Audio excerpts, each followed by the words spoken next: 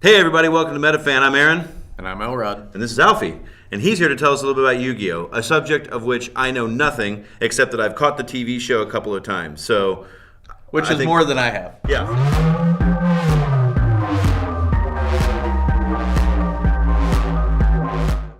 How long's it been around, though? The game was created in 1996 by Kazuki Takahashi in Japan. The game was imported in the U.S. in 2001. In 2001. So, how long have you been playing? I used to play as a little kid back when the game came out. I remember buying the Kaiba structure deck when I was in first grade. I quit in fifth grade because I was getting a little old for it. And then freshman year of high school, my friend was like, oh, you have all these Yu-Gi-Oh cards, let's make a deck, let's play. And I've been playing ever since, and that was 8 years ago.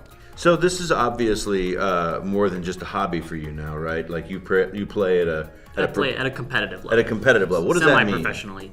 That means I travel around the country and go to a bunch of tournaments, as many as I can. And so how did this move from being a thing that was just a hobby to a thing that made you sort of competitive, I guess?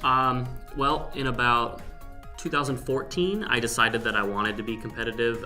There's a price gap between playing casually and playing competitively. If you want to play competitively, you will have to drop a couple $100s on a deck. So I decided that I wanted to make that next step, and I did. And I spent the money, and I started to do well at tournaments. How often do you play? I go to local tournaments like Yeti Gaming down on Watson Road and the Collector Store out in St. Charles. I go to local tournaments every Tuesday, Wednesday night, and Saturday mornings usually. So you play 3 times a week? Usually, yeah, roughly. And I assume it's a group of friends yeah, to get together. Usually around 16 to 25 people who show up on a weekly basis.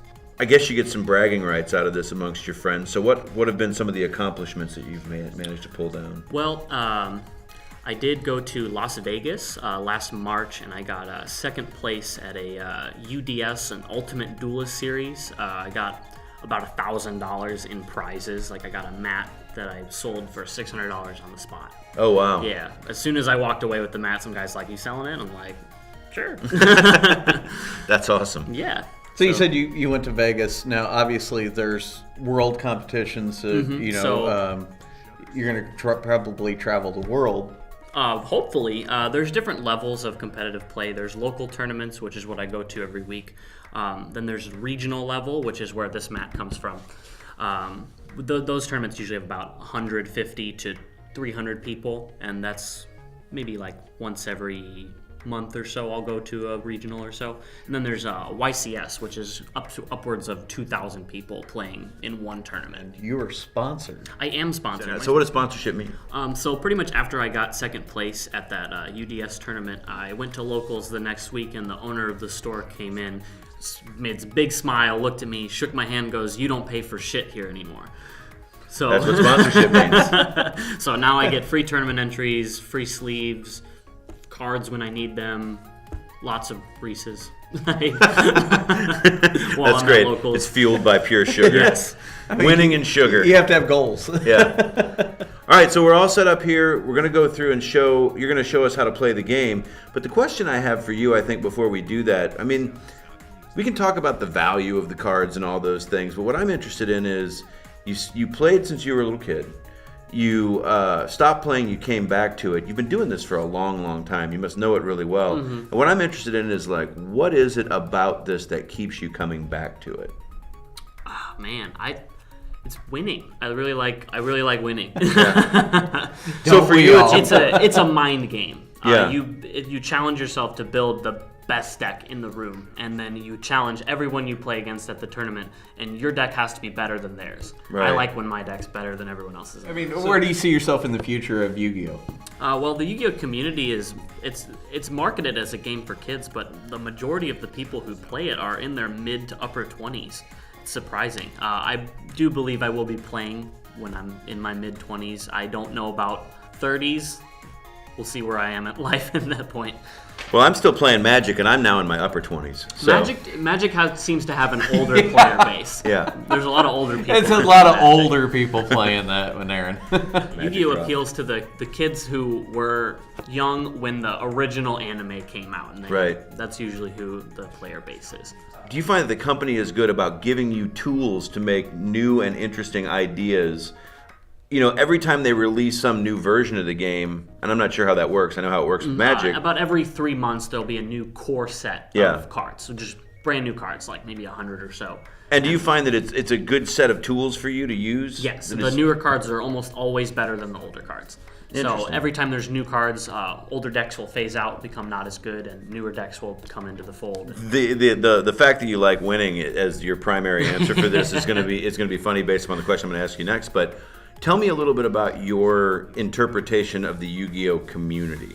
Like, how do you fit in the Yu-Gi-Oh! Community locally? Is it important to you? Do you have friends that you make only through playing this game? Oh, yeah. I've met some of my best friends through playing this game, and most of them don't even live in the state. I just meet them at tournaments, like, all around the country.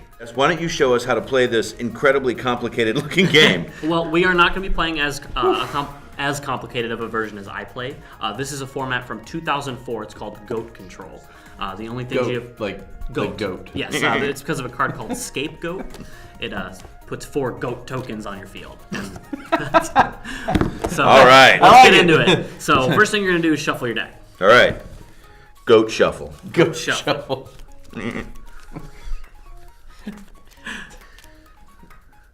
All right. We'll call that shuffled enough. All right, now you guys roll dice, see who goes first. You roll a die. It's me. All right, so draw 5 cards. You draw 5 cards. I can look at 5 cards? Yep.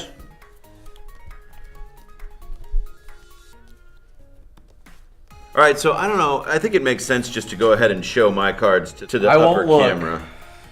And then you can tell me what's going on here. So now you have 2 options right now. Each turn you have 1 normal summon. You can summon a monster level 4 or lower from your hand without paying any cost or doing anything. So what do I have in my hand here? So you have 2 monsters in your hand, 2 traps, and a spell. Okay.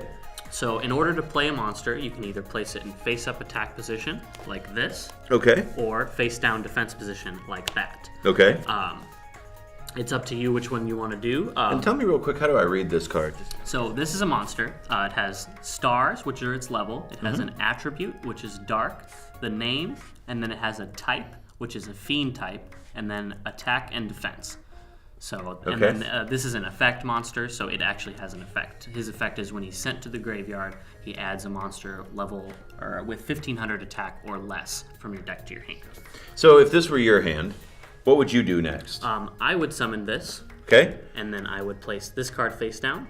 Trap cards have to be placed face down on your field before you can activate them. So face down like that? Face down. There's a separate row. Spells and traps go behind here. You have 5 monster zones and 5 spells and trap zones, so you could set it like that. Okay. So would I be done now? Yep. So then the turn moves to him. Pass to him. You draw a card. I draw a card? Yep, you draw a card at the beginning of every turn, except for the first turn of the game. All right. So now you have a couple options here. If you wanna. You can either play this card, which is an equip spell, which takes your opponent's monster, or you could do both, honestly. You could summon this, and he gets an effect where he gets a token, and then you can use that token to destroy a spell or trap on the field. I feel like, I'm going to read these cards, but I feel like we're at a point now where it's going to be boring to watch us continue to try to plod through this. It's not, because I'm going to win. It's going to be exciting the whole way. I mean, I'm getting ready to break out the warrior lady, and it's going to be all hell's going to break loose. Him and his warrior ladies. But what we will do is we'll put some links that Alfie will suggest down in the description for this. Make sure that you like us on Facebook. Make sure you subscribe to the channel and check out more of our videos. Thanks so much for coming on. Thank you for having me on the show. We appreciate it. Take it easy. We'll see you next time. See you.